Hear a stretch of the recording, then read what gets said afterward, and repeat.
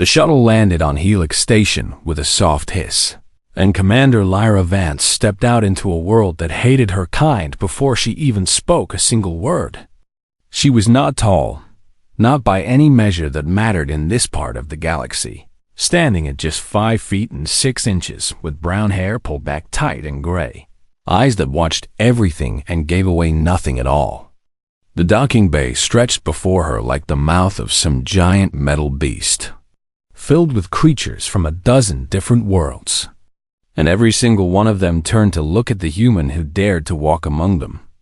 A Kethari guard stood at the entrance checkpoint, towering over her at nearly 8 feet tall, with skin like gray stone and muscles that could crush starship hull plating with bare hands alone. And he looked down at her with 4 golden eyes filled with something between amusement and disgust. "Human," he said, the word dripping from his mouth like something rotten. "State your business on Helix Station or turn around and go back to whatever rock your species crawled out from." Lyra kept her face perfectly calm as she held up her diplomatic credentials, her voice steady and professional as she replied, "Commander Lyra Vance, assigned as diplomatic liaison from Earth to the Varth Dominion Council." The guard snatched the credentials from her hand and studied them for a long moment, then threw them back at her with a harsh laugh that echoed through the docking bay. "A human diplomat," he sneered. "What a joke. What an absolute joke. But go ahead, little creature. The council loves a good comedy." She picked up her credentials without a word, tucked them back into her uniform pocket, and walked past him into the station proper, feeling his mocking gaze burn into her back with every step she took. The corridors of Helix Station were massive, built for species far larger than humans, and Lyra felt like a child walking through a world made for giants as she made her way toward the diplomatic quarter. Aliens of every shape and size passed her by, some walking on 2 legs like she did, others slithering or crawling or floating through the air, and almost all of them stopped to stare at the tiny human who had somehow stumbled into their domain. She heard their whispers, their clicks and hisses and rumbles, and though she did not understand every language, she understood the tone perfectly well, because mockery sounded the same in every corner of the galaxy. The diplomatic quarter was located in the upper ring of the station, and when Lyra finally arrived at her assigned quarters, she found them to be small and cramped. Clearly, the worst rooms available, a message that needed no translation. She set down her bag and looked around the tiny space, then smiled a smile that no one was there to see, a smile that had nothing to do with happiness and everything to do with confirmation. Earth intelligence had been right about everything so far. The Varth Dominion saw humans as nothing, as insects, as creatures too weak and too short-lived to matter, and they made no effort to hide their contempt, because why would they bother hiding anything from something so beneath them? That was exactly what Lyra was counting on. 3 hours later, she stood in the Grand Council chamber, a vast circular room with seats rising up and tiers all around her, filled with the most powerful beings in this sector of space. The Kethari sat in the highest seats, their stone-gray bodies draped in ceremonial robes of deep purple, their 4 eyes gleaming with ancient pride. Warriors who had conquered 100 worlds and feared nothing in the known universe. Below them sat the Siloxy, tall and slender beings with silver skin and elongated skulls, their lifespans stretching across thousands of years, giving them patience and cunning that no short-lived species could ever hope to match. And scattered throughout the lower tiers were the Draven, insectoid creatures with black chitinous shells and clicking mandibles, their compound eyes reflecting the light in 1,000 fractured pieces. Builders and engineers who had constructed half the stations in the galaxy. At the center of it all stood Lyra, alone, small, fragile, human. High Prelate Zovan of the Kethari rose from his throne-like seat and looked down at her with all 4 of his golden eyes. And when he spoke, his voice boomed through the chamber like thunder. "So this is what Earth sends us," he declared. spreading his massive arms wide in a gesture of theatrical disbelief. This small, soft, breakable thing. This creature, whose entire species lives barely 100 years before crumbling into dust. Laughter rippled through the chamber, from Ketheri and Siloxy and Draven alike. A wave of mockery that crashed over Lyra from every direction. "Tell me, little human," Zorvan continued, his voice dripping with false curiosity. "Do you even understand why your kind is considered the galaxy's greatest mistake? A species that somehow stumbled into space travel when you should have stayed in your caves where you belonged." Lyra looked up at him, her gray eyes meeting his golden ones without flinching, and she spoke in a voice that was calm and clear and revealed nothing of what burned inside her. "I am here to represent Earth and to learn from the wisdom of the Vareth Dominion, High Prelate." More laughter, louder this time, and Zorvan shook his massive head in amusement. "Learn from us," he repeated. "Yes, perhaps we can teach you how to be something more than prey, though I doubt your species has the capacity for such lessons." A Siloxy noble leaned forward, her silver face twisted in a smile that showed too many teeth. "Perhaps we should put her in the wildlife preserve with the other small mammals. She might be happier there among creatures of her own level." The Draven clicked their mandibles in rapid patterns that Lyra knew was their form of laughter, and all around the chamber, the rulers of a dozen worlds found endless amusement in the small human standing before them. Lyra bowed her head slightly, accepting their mockery with what appeared to be humble submission, playing the role of the weak and insignificant creature they expected her to be. But inside her mind, she was memorizing every face, every name, every insult, storing them away in the perfect memory that her trainers had spent years sharpening into a weapon. What none of them knew, what none of them could possibly suspect, was that Lyra Vance was not just a diplomat. She was a ghost, a shadow, a blade hidden in plain sight, placed on this station by Earth intelligence, because they had intercepted communications that spoke of something terrible coming for human worlds. The Vareth Dominion was planning something that would bring fire and death to 12 human colony worlds, and Lyra had been sent here to find out what it was and stop it by any means necessary. So let them laugh, let them mock, let them see nothing but a weak and fragile human who posed no threat to anyone. Every joke they made, every insult they threw, every moment they dismissed her as nothing, was another moment they failed to see the predator walking among them. The reception after the council session was held in a vast hall filled with exotic foods and flowing drinks. And Lyra moved through it like a ghost, invisible and ignored by the powerful beings who celebrated their own greatness all around her. She listened to their conversations, picked up fragments of information, learned the patterns of who spoke to whom and who held real power in this web of alien politics. And when High Prelate Zorvan approached her one more time, his massive form blocking out the light, she looked up at him with eyes that showed nothing but the humble diplomat she pretended to be. "Enjoy your time on Helix Station, little human," he rumbled, "however brief it may be. And remember that you are here only because we allow it. Only because it amuses us to watch your kind play at being a real species." Lyra nodded and thanked him for his wisdom, and watched him walk away laughing. She would remember this night, remember every word, remember every laugh. And when the time came, she would teach them all what humanity truly was. Not the strongest, not the tallest, not the longest lived, but something far more dangerous.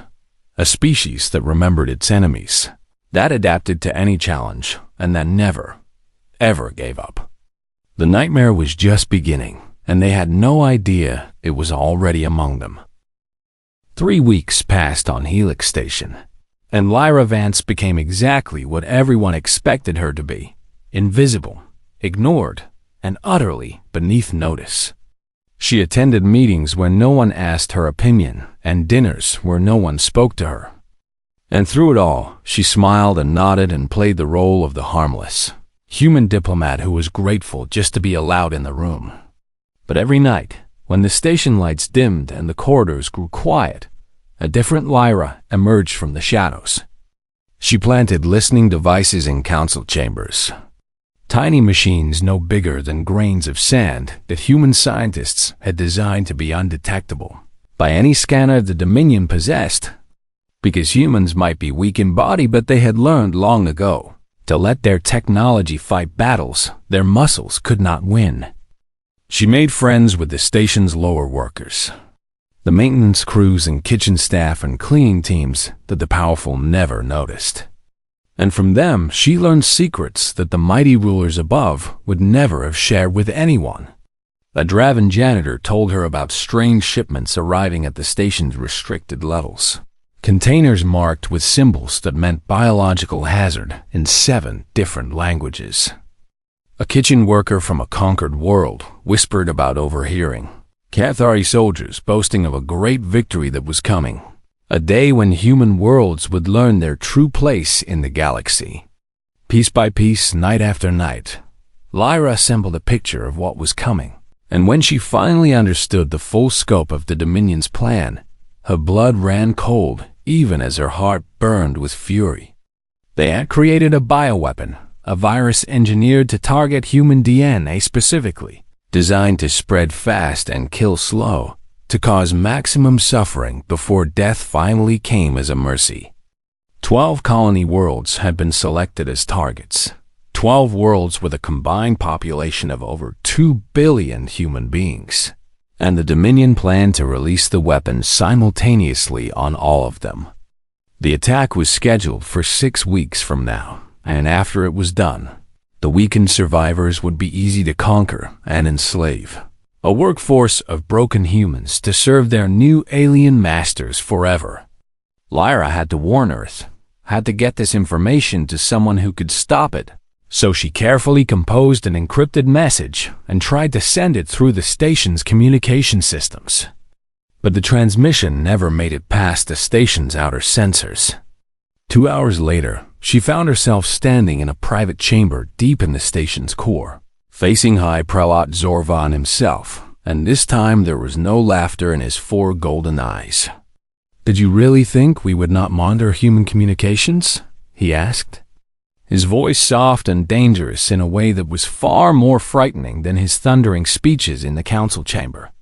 "Did you really think we were so foolish as to let you spy on us without watching your every move in return?" Lyra said nothing, her mind racing through options and finding very few that did not end with her death. Zorvan circled around her slowly, his massive form making her feel even smaller than usual. And when he spoke again, his voice was almost gentle. "You have 2 choices now, little human, and I suggest you think very carefully before you answer." He stopped directly in front of her and leaned down until his face was level with hers, close enough that she could smell the strange spices on his breath. "Choice 1. You become my informant. You tell me everything Earth intelligence knows and everything they plan. And in return, I let you live long enough to watch your species take its proper place as our servants." He straightened up and spread his arms wide. "Choice 2. You die here tonight, and your body is disposed of in ways that leave no trace, and Earth receives a message that their diplomat sadly perished in a tragic accident." Lyra looked up at him, and in that moment she made a decision that would change everything. "I choose to serve," she said, letting her voice tremble just enough to sound genuine, letting her shoulders slump in defeat, playing the role of a broken creature who had finally accepted her weakness. Zorvan smiled, a terrible expression on his stone-gray face, and patted her head like she was a pet that had learned a new trick. "Good girl," he said. "I knew your kind would see reason eventually. You are survivors after all, even if that is the only admirable thing about you." He gave her instructions. Report to him weekly, share any communications from Earth, and above all maintain the appearance of a loyal diplomat so that no one would suspect she had been turned. Lyra agreed to everything, bowed her head in submission, and was escorted back to her quarters by guards who laughed and joked about how easy it had been to break the human. But the moment she was alone, the fear and submission melted away from her face like water running off stone, replaced by something cold and hard and absolutely deadly. They thought they had broken her, but they had done the opposite. They had freed her. No more playing the long game. No more waiting for the perfect moment. Now she knew exactly what she was facing and exactly how much time she had to stop it. She began that very night, slipping out of her quarters through maintenance tunnels she had mapped weeks ago, making her way down to the station's lower levels where the forgotten and the ignored made their homes. In an abandoned cargo bay 3 levels below the main deck, she found what she was looking for, a training space, hidden from cameras, known only to the workers she had befriended. And there, in the dim light and the silence, Lyra Vance began to prepare for war. She trained for hours every night, pushing her human body to its absolute limits and then pushing further still, because she knew that strength alone would never be enough against creatures who could tear her apart with their bare hands. So she studied instead, learned everything she could about the species who ruled this station, memorized their weaknesses and their blind spots and their arrogance. The Getheri were powerful, yes, but their stone-like skin made them slow, and their honor-bound combat traditions made them predictable. And they never protected their joints or their throats because no enemy had ever been fast enough to target those spots. The Psylocci were cunning, yes, but their elongated skulls contained brains that were vulnerable to sudden pressure changes, and their silver skin was thin over their nerve clusters, sensitive in ways they kept secret from other species. The Draven were builders and engineers, not warriors, and they had one fear that ran deeper than any other: fire, the ancient enemy that had nearly destroyed their hive worlds in ages past. Night after night, Lyra trained and studied and planned, and night after night she fed Zorvan false intelligence that he accepted without question, because why would a broken human lie to her master? She was not alone in this fight. The workers she had befriended became something more, became allies, became the beginning of a resistance network that spread through the station's lower levels like roots growing beneath the surface. They called themselves the Unbroken, humans and aliens alike who had suffered under the Dominion's rule and dreamed of something better. A Draven engineer who had been cast out from his hive for questioning his masters joined them, bringing knowledge of the station's systems. A Psylocci healer whose family had been killed by Kithari warriors joined them, bringing medical supplies and a burning hunger for justice. And a dozen human workers who had been brought to the station as servants joined them, bringing nothing but their anger and their willingness to fight. Lyra looked at them all, this small army of the forgotten and the dismissed, and she saw something that the Dominion's rulers would never understand. She saw hope. She saw determination. She saw the unbreakable spirit that had carried humanity through ice ages and plagues and wars and every other disaster the universe had thrown at them. The Dominion had built their empire on strength and fear, had conquered worlds and crushed species who dared to stand against them. But they had never faced an enemy who had nothing left to lose and everything to fight for. They had never faced humans who had been pushed too far. The nightmare was growing stronger in the shadows, and soon, very soon, it would step into the light. The cargo bay was dark and cold, lit only by the faint glow of emergency lights that no one had bothered to fix because this part of the station was forgotten, abandoned, beneath notice. Lyra was wrapping her hands with strips of cloth when she heard them coming, heavy footsteps that shook the metal floor. Voices rumbling in the harsh language of the Kethari. 3 warriors emerged from the shadows, each one nearly 8 feet tall, their stone-gray skin marked with the scars of 100 battles, their 4 golden eyes burning with cruel anticipation. The High Prelate sends his regards, the largest one growled, cracking his massive knuckles as he stepped forward. He thinks you need a reminder of your place, little human. A lesson in what happens to those who might think of betraying him. Lyra finished wrapping her hands and looked up at them.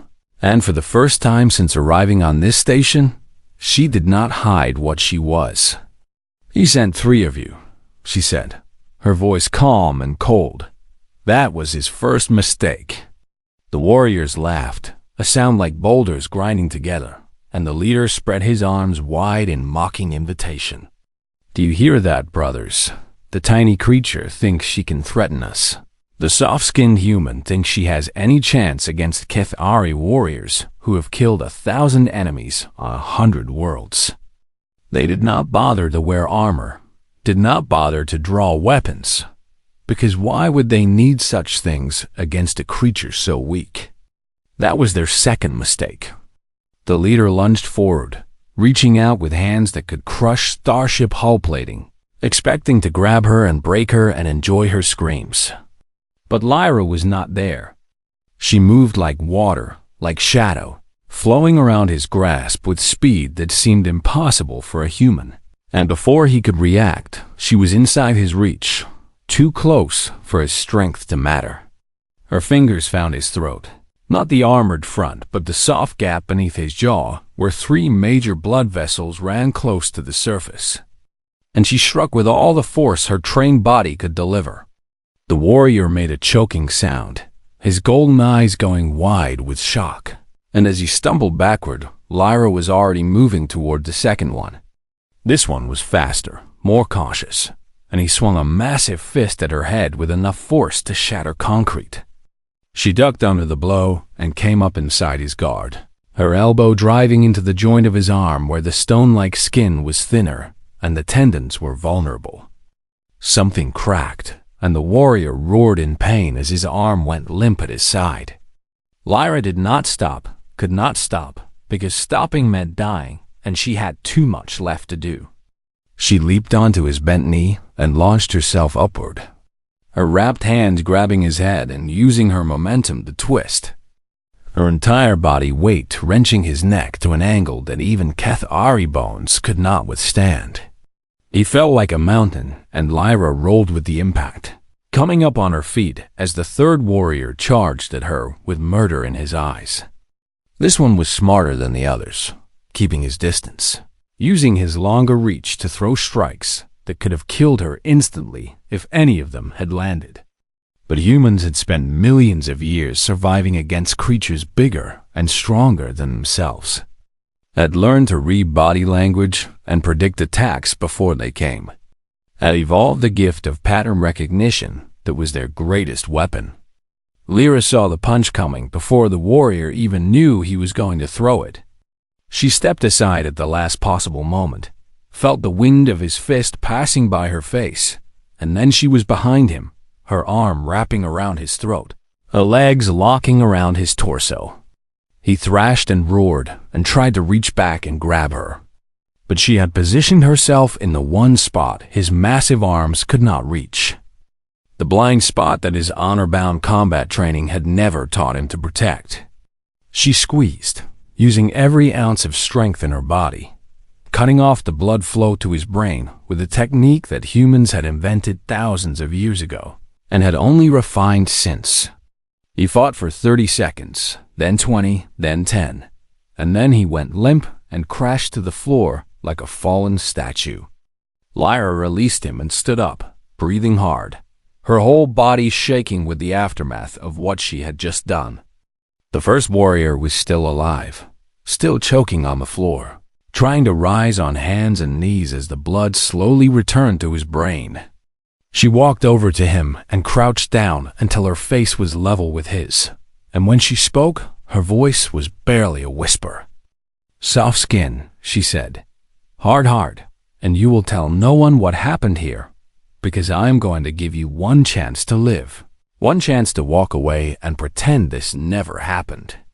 The warrior stared at her with eyes that held something he had probably never felt before: fear. "What are you?" he whispered. Lyra smiled, and it was not a nice smile at all. "I am what you made me," she answered. "I am what your mockery and your cruelty and your arrogance created. I am the nightmare that comes when you push a species too far." She stood up and stepped back, watching as the warrior struggled to his feet and stumbled toward the exit, not looking back, not daring to look back. The other two were dead, and Lyra felt no guilt about that because this was war now. A war they had started the moment they planned to murder billions of her people.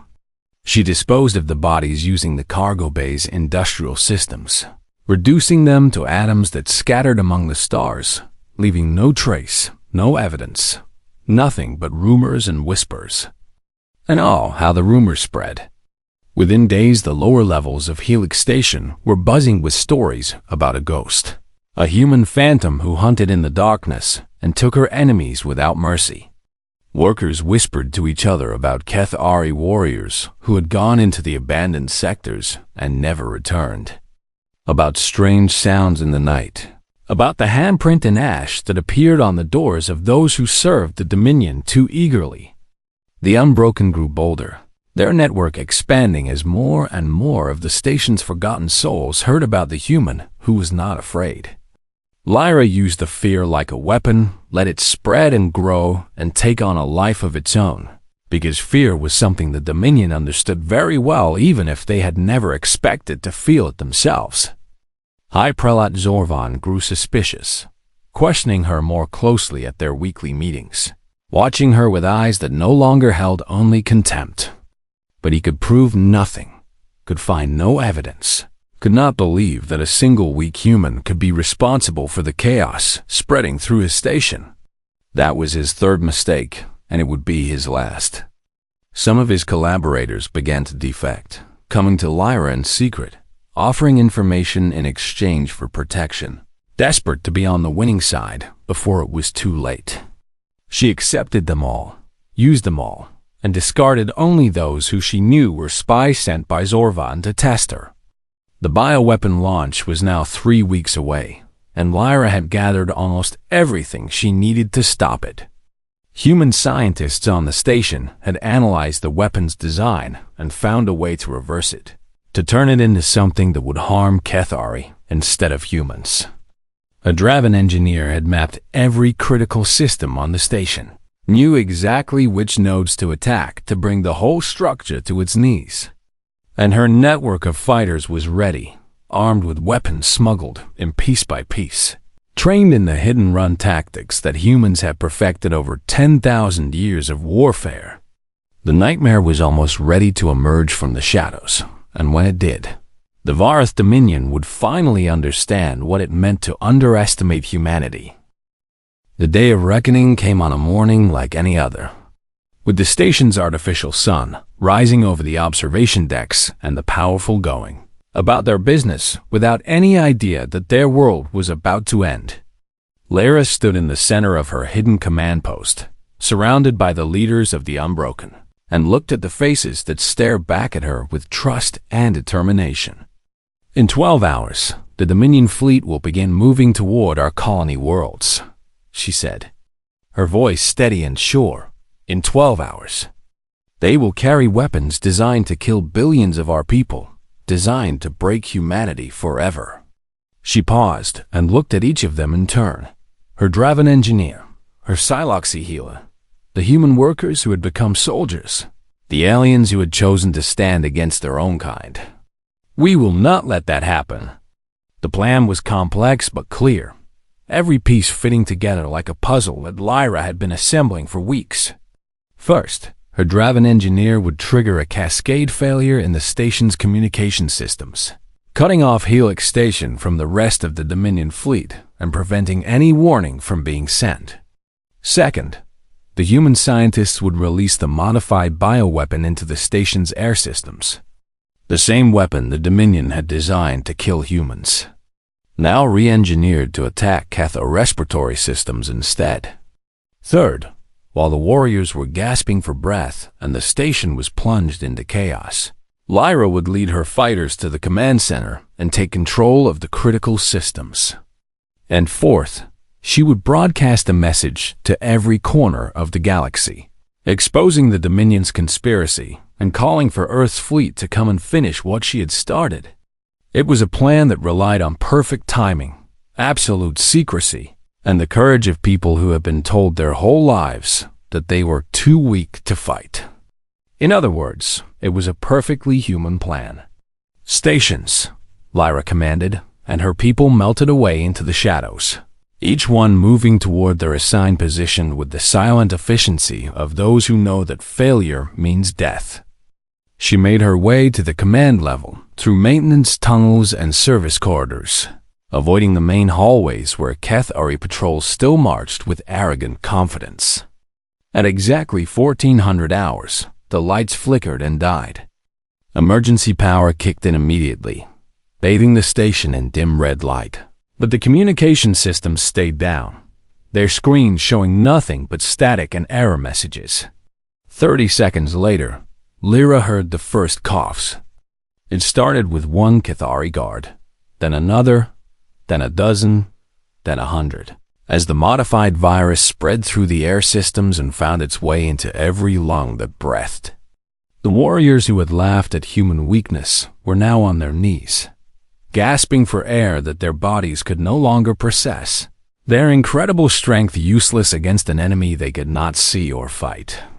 Lyra emerged from the shadows like a ghost, moving through corridors filled with fallen guards, stepping over bodies that were still alive, but too weak to stop her. She was not alone. Her fighters emerged from a dozen different directions, armed with weapons that had been smuggled onto the station piece by piece, taking down any guard who could still stand, securing critical junctions and access points. The Psyloxi tried to organize a defense, their silver forms darting through the chaos with the speed of their ancient race.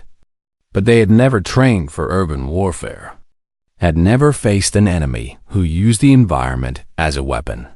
Human-made flash grenades blinded their sensitive eyes. Human-made sonic devices disrupted their nerve clusters. Human-made tactics, refined over 10,000 years of killing each other, proved more than a match for all their millennia of existence. Lyra reached the command center doors and found them sealed, a last desperate defense by those inside who had finally realized what was happening. "Open it," she ordered, and her Draven engineer moved forward with tools that could cut through any metal the Dominion had ever invented. The doors fell inward with a crash, and Lyra stepped through into the heart of Helix Station's power. High Prelate Zorvan was waiting for her, his massive form leaning against the central command console, his breathing labored and wheezing from the virus that was slowly killing him. But he was still standing, still dangerous, still looking at her with those 4 golden eyes that now held something between rage and wonder. "You," he rasped. "It was you all along, the diplomat, the weak little human I thought I had broken." Lyra walked toward him, past the fallen bodies of his guards, past the screens that showed chaos spreading through every level of the station. "You never broke me," she said, her voice calm and cold. "You just helped me hide what I really am." Zorvan pushed himself away from the console and raised his fists, his warrior's pride refusing to let him die without a fight. "Then let us end this properly," he growled. "Warrior to warrior, strength against strength, and we will see if a human can truly stand against a Cathari." Lyra smiled and raised her own hands. "Gladly." He charged at her with all the power his weakened body could still generate, a mountain of muscle and fury crashing toward her like an avalanche. But she was not there when he arrived. She danced around him like water around a stone, striking at his joints and his throat and his vulnerable spots with precision that came from weeks of study and a lifetime of training. He spun and swung and roared, but every blow hit only empty air, while her strikes landed again and again, each one doing small damage that added up with terrible speed. "Stand still and fight," he bellowed. "Face me with honor." "Honor is a luxury for those who can afford it," Lyra replied, ducking under his arm and driving her elbow into the base of his skull. Humans learned long ago that surviving is more important than winning pretty. He fell to one knee, his breath coming in ragged gasps, his body finally giving out under the combined assault of her attacks and the virus in his lungs. Lyra stood over him, the weak human looking down at the mighty warrior, and for a long moment neither of them moved. "How?" he whispered. "How did something so weak become something so strong?" Lyra leaned down until her face was close to his, and when she spoke, her voice was soft but carried to every corner of the room. "We were never weak," she said. "We were just patient, we were just hiding, we were just waiting for you to get close enough to see what we really are." She straightened up and turned to the communication console, her fingers flying over the controls as she broadcast her message across every channel the station could reach. Her face appeared on screens throughout Helix Station and on every ship within range. The face of the diplomat they had mocked, the human they had dismissed, the nightmare that had finally stepped into the light. "My name is Commander Lyra Vance of Earth," she said, her gray eyes staring into the camera without flinching.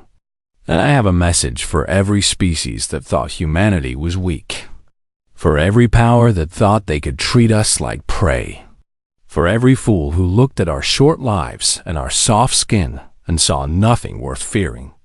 She took a breath and continued, her voice growing stronger with every word. "You were wrong. You were all wrong. And today you will learn what happens when you push us too far." Behind her, through the viewport, the first ships of Earth's fleet dropped out of hyperspace, their weapons already charging, their trajectories locked on Helix Station. The nightmare was complete. The battle for Helix Station lasted 6 hours, and when it was over, the Varith Dominion was broken beyond repair.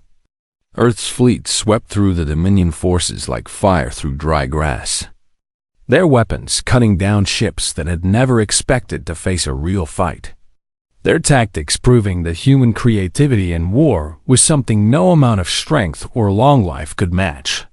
On the station itself, Lyra and her Unbroken held the command center against wave after wave of counterattacks.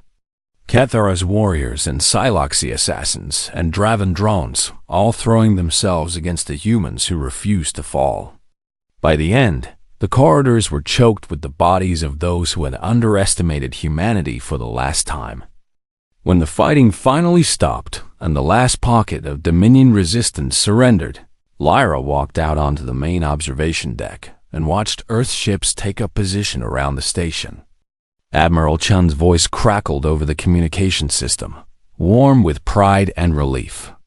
"Commander Vance, this is the fleet. Status report requested." Lyra smiled, feeling the weight of the past weeks finally beginning to lift from her shoulders. "Station is secure, Admiral. Bioweapon data has been transmitted to all human colonies for vaccine development, and the Dominion leadership is in custody awaiting judgment." There was a pause, and when the Admiral spoke again, his voice was softer, almost gentle. "You did it, Lyra. You actually did it. When Intel sent you on this mission, they gave you a 5% chance of success, and I think they were being generous." Lyra looked out at the stars, at the ships that had come to finish what she had started, at the future that was now possible because one small human had refused to accept defeat. "Humans are stubborn that way, Admiral. We tend to ignore the odds when they are not in our favor." 3 days later, Lyra stood in the newly formed Galactic Council chamber, the same room where she had been mocked and humiliated what felt like a lifetime ago. The seats that had once held the rulers of the Varith Dominion were now occupied by representatives from a dozen species, some who had been conquered by the Dominion, others who had simply been too afraid to stand against them. In the center of the chamber, where Lyra had once stood alone and small, the surviving leaders of the Dominion now knelt in restraints, their proud heads bowed, their power stripped away forever. High Prelate Zoman was among them, still wheezing from the virus that had permanently damaged his lungs, his 4 golden eyes staring at the floor in shame.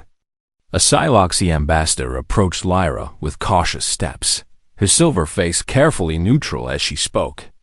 "Commander Vance, the Council wishes to understand how this was possible. How a single human accomplished what entire armies have failed to do. How someone so apparently weak brought down a power that has ruled this sector for 1,000 years. Lyra looked at her, then at the assembled species, then at the fallen Dominion leaders, and she spoke in a voice that carried to every corner of the chamber. "You studied our bodies and saw weakness," she began. "You measured our strength against your own and found us lacking. You counted our short years and concluded that we could never matter." She paused and let her gaze sweep across every face in the room. "But you never studied our history. You never looked at what we have survived. You never understood what it means to be a species that evolved on a world that tried to kill us every single day." She walked forward, her footsteps echoing in the silence. "We survived ice ages that froze whole continents. We survived plagues that killed half our population.